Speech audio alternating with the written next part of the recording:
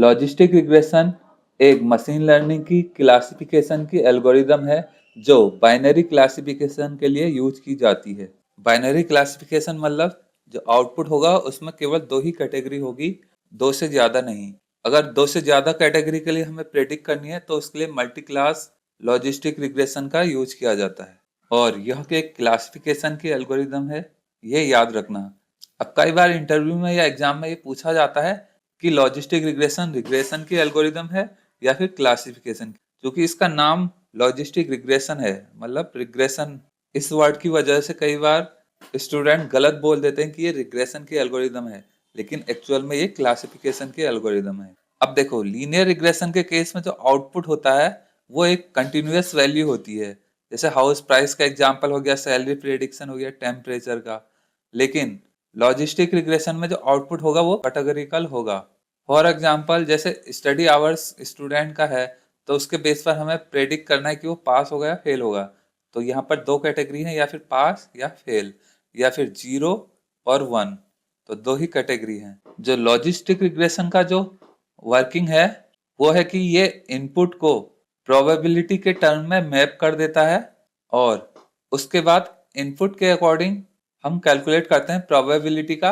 अगर प्रोबेबिलिटी 1 होने की 0.5 से ज्यादा आई तो हम उसको क्लासिफाई कर देते हैं 1 वाली कैटेगरी में। क्योंकि यहाँ पर 1 रिप्रेजेंट कर रहा है पास को, तो ये प्रेडिक्ट करेगा कि वो पास है स्टूडेंट।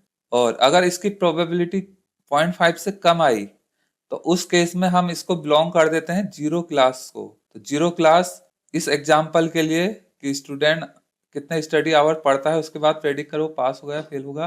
तो इस एग्जाम्पल के लिए 0 को रिप्रेजेंट कर रहे हैं हम फेल से, और प्रोबेबिलिटी 0.5 से ज्यादा आई तो उसको रिप्रेजेंट कर रहे हैं हम पास से। तो वो इनपुट लेगा, उसको प्रोबेबिलिटी में कन्वर्ट करेगा, और प्रोबेबिलिटी 0.5 से ज्यादा आई तो पास, अदरवाइज फेल। तो ये ही बेसिक कंसेप्ट है इसका। अब देखो, लॉजिस्टिक रिग्रेशन क्या करती है। जैसे लीनियर रिग्रेशन के केस में y equal to m x plus c था, तो यहाँ पर m जो है वो इसको b1 को रिप्रेजेंट कर रहा है और जो c है वो रिप्रेजेंट कर रहा है b नॉट को। तो इसी को हम एम एक्स प्लस सी ना लिखकर m की जगह b1 लिख देते हैं, c की जगह b नॉट लिख देते हैं। है ये इक्वेशन एक ही। तो हम क्या करते हैं, z equal to b0 plus b1x लिखते हैं। अब ट्रेनिंग डेटा से ट्रेनिंग होने के बाद जो मॉडल है वो कैलकुलेट करता है b0 की वैल्यू -5 और b1 की वैल्यू 1। अब ये सपोज कर रहा हूं मैं, ठीक है। एक्चुअल में इसकी वैल्यू अलग हो सकती है अकॉर्डिंग टू ट्रेनिंग डेटा। उसके बाद फिर ये वैल्यू हम रखते हैं z में, और इस z की वैल्यू सपोज करो इस एग्जांपल के लिए आ गई है। यहाँ से कैलकुलेट करने के बाद z की वैल्यू आई 1।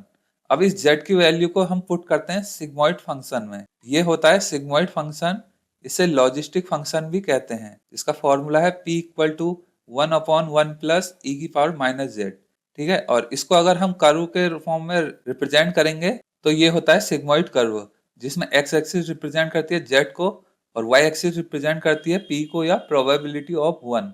और इसका स्पेशल नेचर होता है कि इसकी वैल्यू जो है p की वैल्यू वो 0 से 1 के बीच में ही रहती है।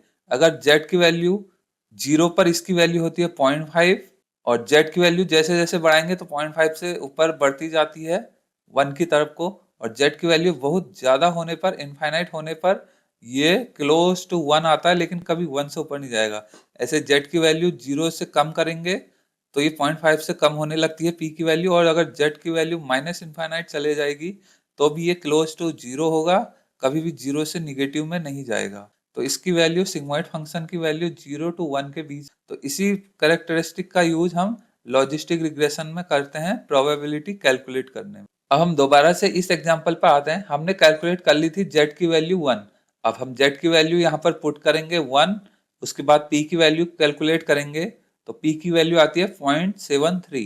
अब देखते हैं p की वैल्यू अगर 0.5 से ज्यादा हुई तो अभी मैंने बताया था क्या करेंगे, इसको क्लासिफाई करेंगे 1 वाली कैटेगरी में, ठीक है। और अगर p की वैल्यू 0.5 से कम हुई तो 0 वाली कैटेगरी में क्लासिफाई। तो p की वैल्यू आई है 0.73, तो 0.5 से बड़ी है तो इसको कैटेगरी मिलेगी 1 वाली, और 1 रिप्रेजेंट कर रही है पास को इस एग्जाम्पल के लिए। तो ये स्टूडेंट जो होगा वो पास होगा for input of x equal to 6। मतलब कि ये स्टूडेंट 6 घंटे पढ़ता है तो हम प्रेडिक्ट करना चाह रहे थे ये पास है या फेल है।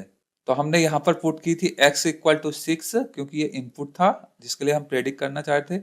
b1 b0 की वैल्यू हमने कैलकुलेट करी थी ट्रेनिंग डेटा से, और z की वैल्यू इस फॉर्मूले से कैलकुलेट करने के बाद हमारी z की वैल्यू आई 1, और इस z की वैल्यू हमने सिग्मॉइड फंक्शन में रख दिया, और जिससे p की वैल्यू आ गई 0.73। अब ये 0.5 से बड़ी है तो हम इसको कैटेगरी में क्लासिफाई करेंगे 1 की कैटेगरी में, मतलब ये स्टूडेंट पास होगा। अब अगर कोई स्टूडेंट 2 घंटे पढ़ता है तो इस केस में z की वैल्यू आई -3, और -3 यहाँ इस फॉर्मूले में पुट करेंगे तो p की वैल्यू आई 0.047।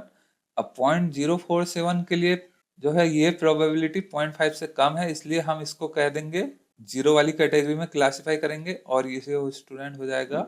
तो हम क्या करते हैं, इनपुट लेते हैं, उसके बाद z की वैल्यू कैलकुलेट करते हैं, उसके बाद सिग्मॉइड फंक्शन में उसकी वैल्यू रख के z की वैल्यू रख के फिर प्रोबेबिलिटी कैलकुलेट करते हैं।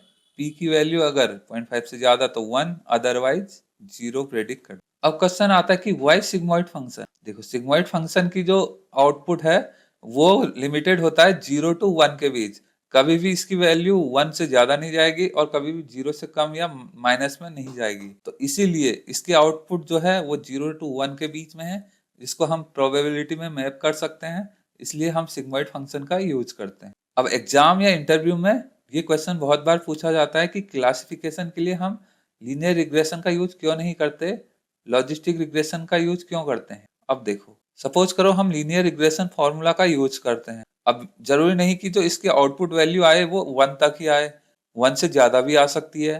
तो अब अगर 1 से ज्यादा आई तो अब हम इसे किस में क्लासिफाई करेंगे, और अगर 0 से कम आई तो फिर कौन सी क्लास में इसको प्रेडिक्ट करेंगे, तो ये बहुत एम्बिगुअस हो जाएगा। तो इसके लिए हम क्या करते हैं, लॉजिस्टिक रिग्रेशन का यूज करते हैं, क्योंकि इसमें जो आउटपुट हमेशा 0 और 1 के बीच। तो लॉजिस्टिक रिग्रेशन क्या है, लाइक अ स्विच, जिसका आउटपुट या तो 0 होगा या 1 होगा। अब एग्जाम या इंटरव्यू में आज के टॉपिक से कैसे क्वेश्चन पूछते हैं, तो क्वेश्चन आता है व्हाट इज लॉजिस्टिक रिग्रेशन।